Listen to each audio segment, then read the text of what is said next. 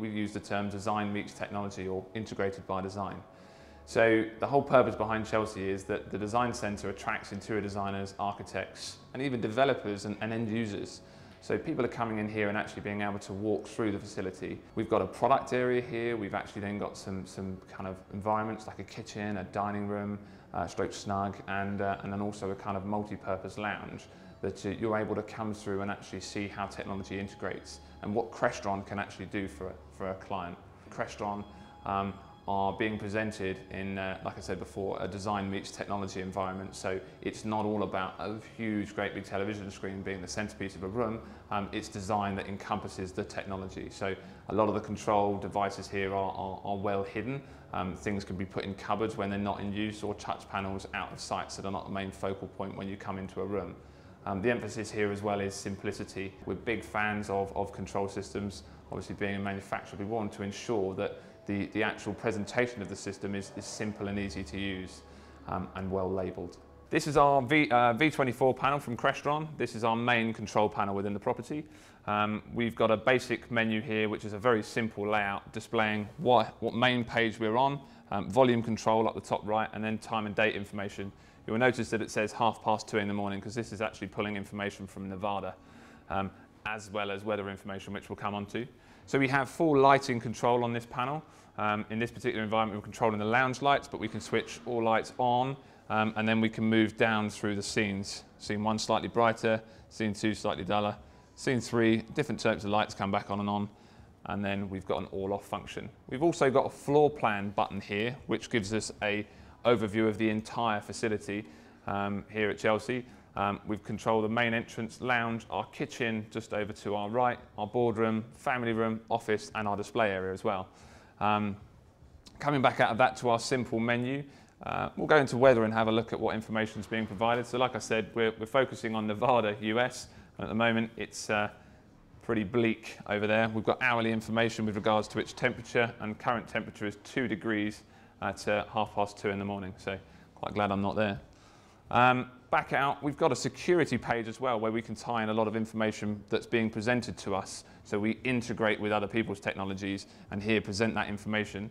So we've got a simple alarm keypad layout, so you can set your alarm system within the property from a Crestron touch panel, rather than having another control device below it or next to it. We also then have a selection of cameras. In this particular case, we have 8 IP cameras around this facility, so we could use those to actually see what's going on in this particular location. And we also then have motion sensors. All of these are showing up green at the moment because everybody is in an area within this facility. If those rooms were out of use, we could have it set to a red status, or amber if potentially there was a problem with a particular area. The bottom of this control panel, we've got Listen, which again brings up a nice music menu. Will let us play some music from an internet radio tuner, or we could use an iPod dock or something like that. Television, very simply watching television. Projector, watching projector, turning it more into a cinematic environment. Party mode is where we can play audio in every single room of our house. So depending on how we have that set up, a touch of a button, we can have the whole house playing the same source of music, and we can also set volume levels for those individual rooms.